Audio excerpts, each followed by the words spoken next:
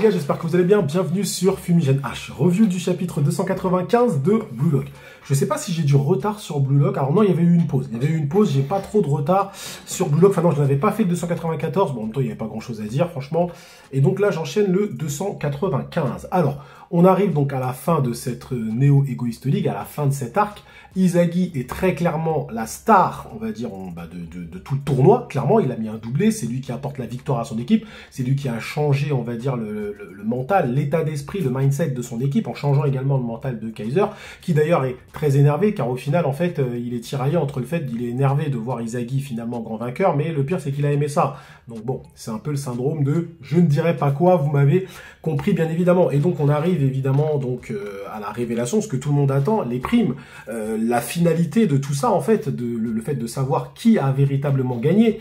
Alors, j'avais dit, reprenez, encore une fois, je vous invite à reprendre mes revues, mais je vous jure que ceux qui le font réellement se diront « putain, mais il l'avait dit ».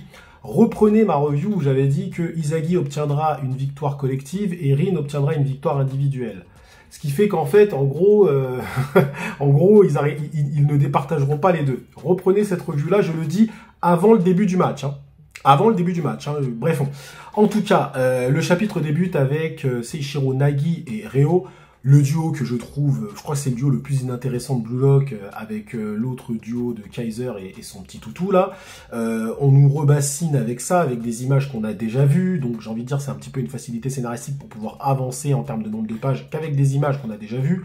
Bon, tout ça c'est pour nous dire très certainement que Nagi va, à mon avis, faire un exploit dans ce match-là. Ils ont changé leur état d'esprit, il semblerait avec Ryo, c'est-à-dire que c'est un peu le même état d'esprit qu'Izagi, c'est-à-dire qu'ils sont prêts à vendre leur âme pour pouvoir mettre des buts. Hein. C'est plus maintenant égoïste, je veux marquer. Non, c'est l'équipe doit gagner. Donc Shigeri met un but tout simplement magnifique. Après, on ne nous tease pas la suite, mais on se doute que, à mon avis, Seishiro Nagi a très certainement va faire une dinguerie. Qui vont, allez, ouais, je pense qu'il va arriver troisième. Je pense qu'il va arriver troisième, il va mettre un doublé ou un triplé. Je pense qu'il faut qu'il mette un triplé d'ailleurs pour arriver troisième. Peut-être un doublé. Non, un doublé c'est suffisant. Bref, doublé ou triplé. En tout cas, pour qu'il puisse arriver à la troisième position. C'est bien normal, il est populaire vis-à-vis des fans, donc il ne faut pas le laisser trop loin. Là, il est 11e, il ne faut pas le laisser trop loin.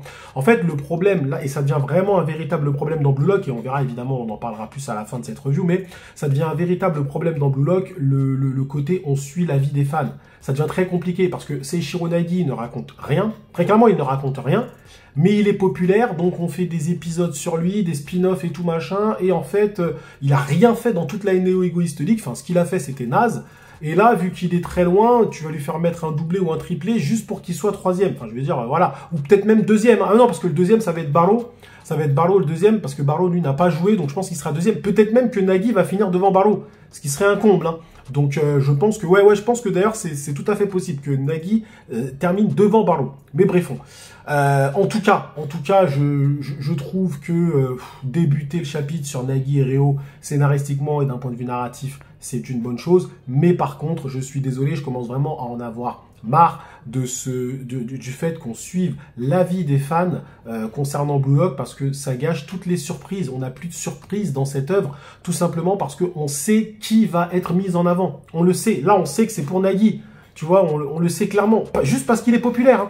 Juste parce qu'il est populaire. C'est bien ça le problème. Bref, en tout cas, on arrive donc à la révélation. On nous rappelle évidemment que avant notre ami Izagi était à 150 millions, égalité avec Barlow, et que Rin était à 198 millions. Du moins, c'était les offres, on leur avait fait cette offre. Donc, je ne sais pas qui avait fait l'offre, hein, je ne me souviens plus, dites-moi vous en zone commentaire qui avait fait l'offre, qui avait fait l'offre à Izagi, à Barlow, etc. Je ne sais pas si ça avait été notifié ou pas, parce qu'en fait, en gros, ils ont tourné ça un peu comme des primes à la One Piece, ce qui est habilement fait d'ailleurs, mais en fait, ce sont des offres, mais c'est un peu, entre guillemets, leur valeur sur le marché. D'accord? Donc celui qui a une plus grande valeur est forcément le meilleur joueur, ok?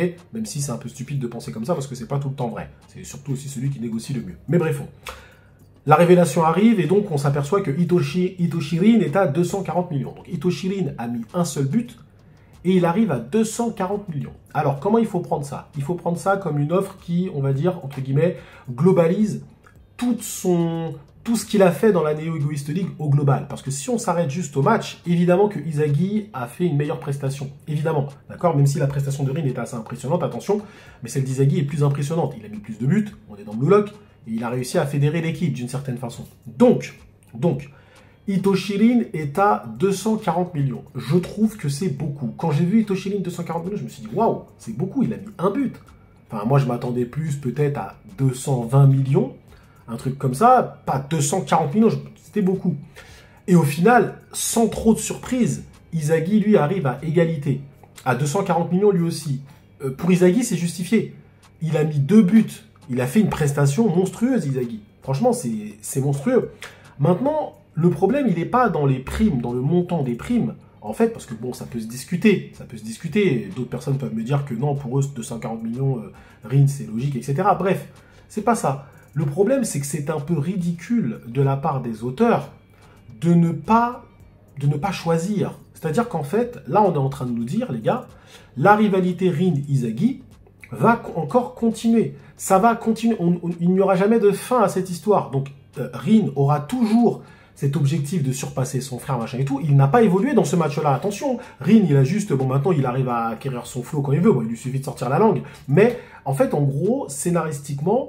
Le problème, c'est que là, on arrive à la fin de l'arc. Et la fin de l'arc, normalement, c'est les conséquences, les enseignements, c'est tout.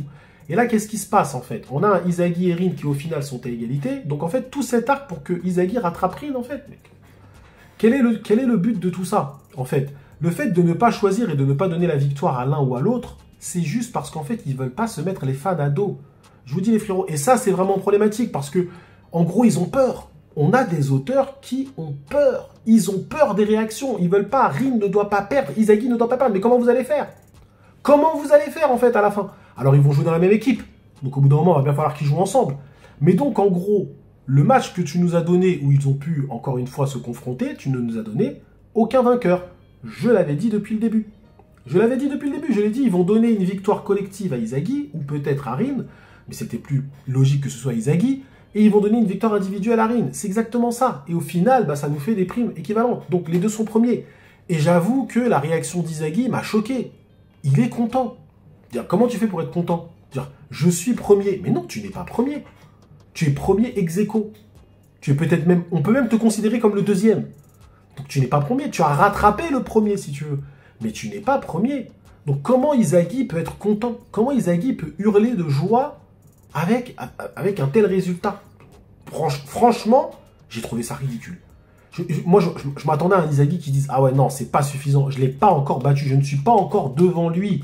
Je ne suis pas devant lui, en fait. » C'est ça que tu veux, Izagi. Tu veux surpasser Rin. Mais tu ne l'as pas surpassé. Tu l'as rattrapé. C'est pas la même chose. Il va le surpasser certainement un jour. Mais en tout cas, il l'a juste rattrapé. Comment il fait pour être content? Comment il fait pour se satisfaire de ça? J'ai trouvé la réaction tellement bizarre. Je me suis dit « Ah non, il va être énervé. » Peut-être. Non, il est content. Il crie genre « Ouais !» Les images devant moi. « Ouais !» Je dis, mais qu'est-ce qui lui arrive à celui-là? Il est content, là? Il est content. Non, je suis désolé. Dites-moi, vous, en zone commentaire, si vous avez pensé la même chose que moi, si le fait de ne pas choisir un camp, c'est selon moi de la lâcheté scénaristique. C'est de la lâcheté scénaristique, pour moi, clairement. Les auteurs, je dis pas que ces auteurs sont des lâches, mais ils ont fait preuve de lâcheté sur ce point-là, parce qu'ils ne veulent pas choisir une bonne fois pour toutes. Donc, en gros, les gens qui regardent Blue Lock, ils partent du constat, ils partent du fait, du postulat que le mec qui regarde Blue Lock, si tu ne mets pas Rin en premier, il arrête de regarder Blue Lock. C'est comme les gens dans Kingdom qui disent « Ouais, moi, quand qui est mort, j'arrête de lire Kingdom. » Mais ça n'a aucun sens. Tu lis pas une œuvre juste pour Itoshi Rin. Tu lis pas cette œuvre juste pour Izagi. Tu lis une œuvre pour son ensemble. Si Rin, même si tu me dis que Rin est devant, je te dis « Ok, c'est un choix scénaristique. Il n'y a pas de problème. Ça serait pas cohérent, mais c'est un choix scénaristique. Tu me dis que Izagi est devant, je te dis « Ok. » Mais là, le fait de les mettre ex aequo, c'est nul. Comment tu vas faire pour les départager? Bref. Donc l'offre, je ne sais pas qui a fait l'offre. D'accord? À voir maintenant où est-ce que Izagi va jouer. Alors, il y avait des prédictions un peu qui tournaient sur la toile, comme quoi il jouerait avec Kaiser. On verra, ça s'éloigne selon moi. Est-ce que c'est plutôt Kaiser qui va jouer avec Rin? On verra, parce que là, après, ça va être les clubs, ils ont des offres, donc ils vont devoir accepter les offres, ils vont aller dans leur club, et c'est après la Coupe du Monde. Alors, est-ce qu'on va avoir une partie club et après Coupe du Monde, ou est-ce qu'on va avoir directement la Coupe du Monde? On verra. Moi, je pense qu'il y aura peut-être une partie club, ok? Mais On verra, on verra. Parce que la Coupe du Monde, ça reste normalement l'arc final. Ou, quoique tu peux faire un arc sur la Coupe du Monde et après passer dans les clubs, comme on l'a fait dans Captain Tsubasa. Ce qui est possible aussi. Ce qui fait qu'on aurait une première partie de Blue Lock qui va jusqu'à la Coupe du Monde, je pense, qui se terminerait. Donc la première partie de Blue Lock terminée. Et après, la deuxième partie serait dans les clubs. Ok? Comme Captain Tsubasa l'a fait. D'accord? Donc écoutez les frérots, voilà un chapitre, un bon chapitre, mais un chapitre décevant. Un chapitre décevant, pourquoi? Parce que les auteurs, encore une fois, écoutent trop les fans. Ils écoutent trop les fans, ils n'arrivent pas à choisir. Et on essaye de te raccrocher le Seishiro Nagi juste parce qu'il est populaire. Ils ont même du mal à raconter quelque chose avec lui, tellement il est vide, ce personnage. C'est comme le Shidou. Hein. Ce sont des personnages vides, en fait, pour lesquels on n'a rien raconté, mais vu qu'ils sont populaires, bah, tu fais attention à les faire monter. Ok? Donc je pense que oui, le classement, là, ça va être premier, bon, premier, les deux, premier et deuxième, comme vous voulez. Premier ex aequo, Rin et Izagi. Deuxième, normalement, c'est Barlow, mais on verra. Troisième, c'est Nagi. Quatrième, ça va être Shido. Ok, je vous dis, hein, Nagi va dépasser Shido, clairement, simplement. Ou peut-être que Nagi va dépasser Barlow, et en dessous ce sera Barlow, et en dessous ce sera Shido. Mais bon, on verra, je pense que ça va être ça le classement. On verra par la suite. En tout cas, hâte de voir quand même l'intégralité du classement, voir comment les autres joueurs ont pu évoluer. Kunigami la fraude, que va-t-il lui arriver? On verra comment ils vont justifier le fait que ce mec-là reste encore une fois dans les 23. Avoir le classement de Nagi aussi, qui m'intéresse également. Le classement de Reo, bon, il a fait une passe D, donc peut-être qu'il va aussi monter. Le classement de Shigiri aussi va être intéressant à regarder. Et le classement de Barlow, bien évidemment aussi. Est-ce qu'ils n'ont pas trop fait descendre Barlow? Ça, c'est pas bon aussi, encore une fois, parce que je suis désolé, moi je suis fan de Barlow, clairement. Moi je kiffe Barlow, c'est mon joueur préféré dans le Blue Lock. Mais si tu me dis par exemple, ouais, il passe 6e ou 7e, je te dirais, mais c'est con. Mais c'est pas grave, je continue évidemment à regarder Blue Lock. Je vais pas te dire j'arrête de regarder Blue Lock, c'est un choix scénaristique qui va m'énerver, mais c'est pas grave, je vais continuer à regarder, c'est un choix. C'est un choix scénaristique, ok? Donc il faut accepter des fois les choix, il faut aussi que on va dire les auteurs portent leur coronesse. Des fois, et quand ils ont envie de faire quelque chose, ils le font. Là, en gros, ils te disent que l'arc entier de la Neo Egoist League ne sert quasiment à rien. Il ne sert à rien parce qu'il ne vient pas finaliser la rivalité Izagi-Rin. Donc la rivalité Izagi-Barlow, elle est finalisée. Izagi avait déjà, on va dire, soumis Barlow. Ok? Il l'avait soumis lors d'un match. D'accord? Il avait déjà battu aussi Nagi. Ok? Donc il lui manquait plus que Rin. On arrive à la Coupe du Monde. Tu peux terminer leur rivalité en montrant que Rin, effectivement, individuellement, est plus fort, mais que pour la Coupe du Monde, on va avoir besoin de quelqu'un qui pense un peu plus au collectif. Et c'est Izagi. Et c'est pour ça qu'il devient le numéro 1. Mais là, tu ne le mets pas en numéro 1. C'est complètement stupide. Je l'ai dit, c'est comme la rivalité Goku-Vegeta, qui était une belle rivalité lorsque Toriyama s'en était occupé, parce qu'on était sur une rivalité où, ok, enfin, Vegeta, c'était plus Vegeta qui considérait Goku comme son rival. Goku, lui, s'en foutait, clairement, il a toujours été devant, ok. Et à la fin, Vegeta se rendait compte et admettait que Goku était plus fort. Donc c'était terminé. La rivalité est claire, nette et précise. À la fin, tu as un personnage qui comprend qu'il est moins fort, mais ça ne veut pas dire pour autant qu'il est moins intéressant. Il est très bien écrit. Mais au moins, on a tranché. Vous voyez ce que je veux dire? Là, on tranche pas. Et après, là, maintenant, Dragon Ball Super, c'est devenu dégueulasse. Ou encore, bah, c'est un peu la même chose. C'est-à-dire qu'on sait plus qui quoi donner. Non, attention, il faut mettre en avant Vegeta, il faut mettre en avant Goku. Attention, alors on va laisser toujours un petit plus à Goku parce que c'est le héros. Mais Vegeta, il faut pas qu'il soit trop loin parce que sinon les fans ne sont pas d'accord. Non, c'est bon. Au bout d'un moment, il faut arrêter de faire les scénarios avec les fans. Au bout d'un moment, faites un scénario, écrivez-le et pondez-le nous.